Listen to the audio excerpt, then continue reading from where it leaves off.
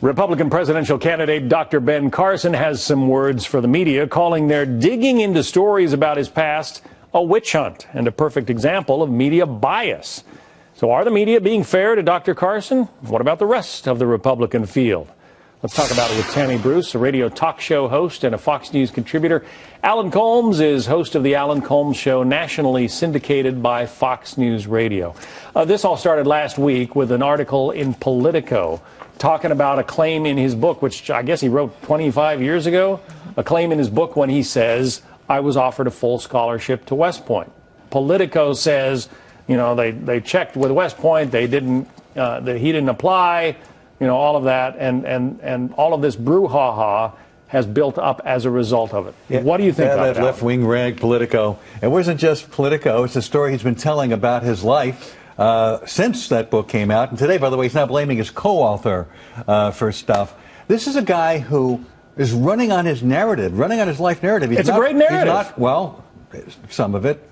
He's not running, though, on policy or having run a state or having any political office. He's running on his life story. So, of course, the media is going to look at that because all the media has to go on is what he's been saying. And it's not just the West Point story, the stabbing story, the hammer to his mother, the things he has said. So it's not just one thing. And you've got now a series of situations where he seems not to have told it.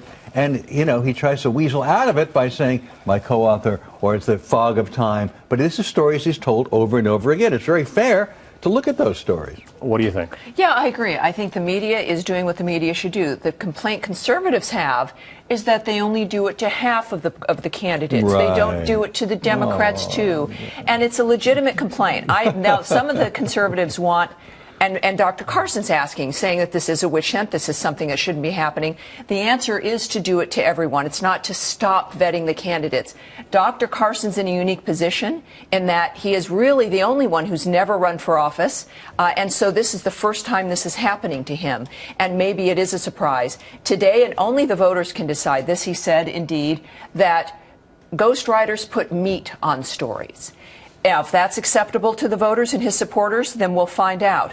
But this is the kind of thing that we need to find out about all the candidates. It should have happened to Barack Obama. It didn't. But it doesn't mean that we shouldn't be doing our job, that reporters shouldn't be doing it. But the difference is when they do vet Democrats, Alan, it's to clear them. When they vet Republicans, it's to nail them. Well, wait a minute. When they went after Barack Obama for Jeremiah Wright, for Bill Ayers, for the church he went to, for who had a coffee with once, we heard about this time and time again. And usually the unbiased media, and when the other media did do it, it was to try to clear them and to get it out of the way. It was the voters saw this for what it was, a witch hunt against Barack Obama. Because this is obviously the voters knew about it, but didn't care enough to not vote for him. But is that what it is? Is that what journalists going and looking at the background of individuals running for president, is that a witch hunt, or is that the media doing their job? I mean, that becomes the question. Let's take a listen to what Dr. Carson had to say yesterday on Meet the Press about this whole brouhaha.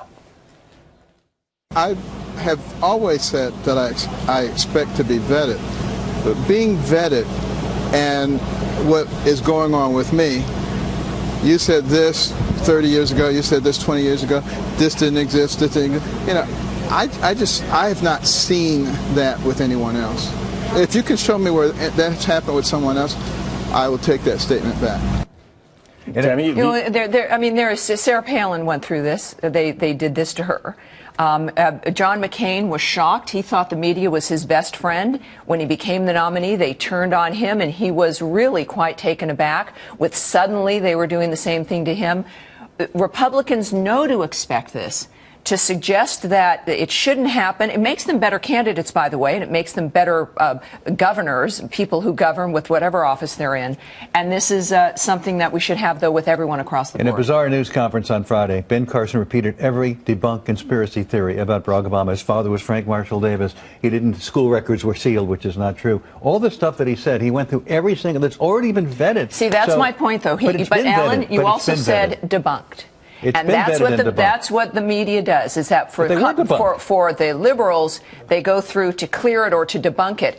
No one here, and again, I think this is valid when you're right, Alan, that the narrative for Dr. Carson is about his life experience. That deserves to be looked at, but it's not to debunk it, really. But wait a it's minute. to use it against him. If it can be debunked, it will be debunked. But if it turns out he was not telling the truth, that the truth will out based on the media vetting, whether it's the left or the right. The thing that I find fascinating, and you alluded to this, is that much of what Dr. Carson wrote about in his book is his horrible behavior as a child. He says he attacked his mother with a hammer. He tried to stab a relative with a knife. Well, there was a relative, it was a illustrate- friend, it was the belt buckle, it was, the story kept changing a lot, but it's not just one story. Illustrating, though, that he was a horrible kid and, kind of turned his life around. Can you imagine if a liberal candidate, Barack Obama, had to defend himself against trying to stab somebody? I don't think he'd be president of the United States. Well, but it's a story. His is a story ostensibly of redemption. Exactly. And that's why those elements matter. But I do find it interesting that he's having to defend the truth of him trying to hit his mother with a hammer.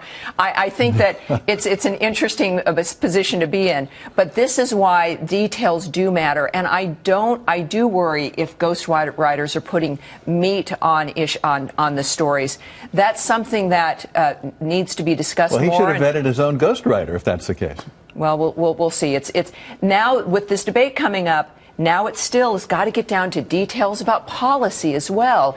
A great personal story is one thing. I think we all have great personal stories. No, speak for Should we yourself. be? You shouldn't be president. Maybe I should be. But this is where the details, especially on economics, business, and jobs, will start to matter. And tomorrow's an important day. If you were to write your life story, I would lie. I would lie. Yeah. would you remember those incidents from your teens and preteen years? I wouldn't keep, but it's not just that. It's telling the same story over and over again, even since those books came out, and then blaming the ghostwriter, which he apparently never vetted when the book came out. Well, in the West Point first story, place. he says it wasn't that he was ever offered a scholarship, and you don't get scholarships to West Point. You get appointed, but he says somebody said to him, we could probably get you in. He said he You'd got a probably get in there. scholarship, and West Point said we have no record of it. And now there's even a question about whether he said he had that dinner with Westmoreland, General Westmoreland, on Memorial Day. Apparently now it turns out that did not take place on that day. Now, see, people, the right is saying, look, these are details, events happened, it is the little fog of details, time. like whether it happened. I do think, though, that yes, that if you have dinner with Westmoreland,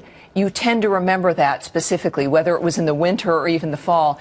If you did try to kill your mother, you might remember it, yes, very specifically. If you tried to stab a friend at school, you wouldn't necessarily remember what you did at summer camp, but if you're trying to stab a friend, you would.